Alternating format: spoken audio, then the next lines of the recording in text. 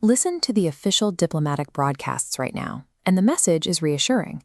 Peace talks are progressing. A ceasefire is holding. Politicians on all sides are preaching restraint. But on the ground, in the Persian Gulf, nighttime missile barrages and drone strikes are actively tearing through the region. The United States claims its warships are destroying Iranian vessels. In return, Iran is launching ballistic and cruise missiles at neighboring territories. Two heavily armed rivals are trading lethal, direct blows, yet they are desperately maintaining the public illusion that they are not at war. This is a gray zone conflict, a calculated military strategy where nations fight aggressively, pushing right up to the edge of destruction, but stopping just short of a formal declaration. This friction is already beginning to stall movement through the region. It shows the global economy can be held hostage by a conflict that officially isn't happening. The trigger for this recent escalation is a U.S. military initiative called Project Freedom. The Navy is attempting to forcibly escort and secure commercial shipping lanes. Geography makes operations difficult. The Persian Gulf narrows into the Strait of Hormuz, a tight bottleneck 21 miles wide, granting Iran immense leverage. Instead of fighting directly, Iran declared new restrictive borders, laying missile mines across traditional shipping lanes.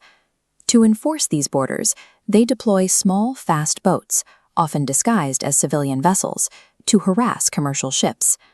They are effectively using global shipping as bait to drag the U.S. into isolated skirmishes. Raw military power struggles against the physical reality of geography. The U.S. cannot simply blast its way through an asymmetric blockade without risking the destruction of the exact commercial ships it is trying to protect.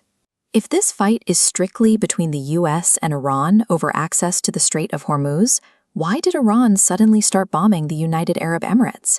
The port of Fujairah in the United Arab Emirates is a massive regional hub for oil storage and export. This location is vital because of the Habshan-Fujairah pipeline. It allows the UAE to transport oil directly to the open ocean, bypassing the dangerous Strait of Hormuz bottleneck completely. To disable that bypass, Iran launched an overnight barrage. 12 ballistic missiles, 3 cruise missiles, and 4 drones slammed into Fujairah's Petroleum Industries Zone.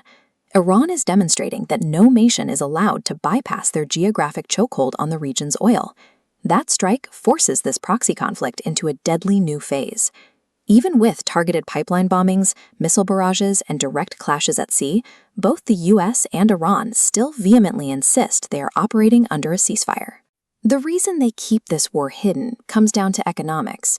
A formally declared war would unleash immediate chaos on global energy markets. The alarms are already sounding in the market data. Brent crude and OPEC basket prices have spiked sharply, crossing the $113 and $121 thresholds, a rapid 7% jump. The U.S. administration, led by Donald Trump, cannot afford to trigger a devastating global energy crisis right now. They need the price of oil to stay stable. Iran operates under its own strict constraints. They need time to survive economically and protect their oil supply lines to China. But to keep any negotiating power at the table, they must maintain a violent grip on Hormuz.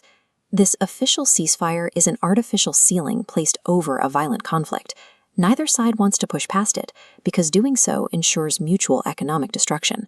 Superpowers in the 21st century do not need to declare a world war to assert dominance. They only need to control the physical choke points that keep the global economy running.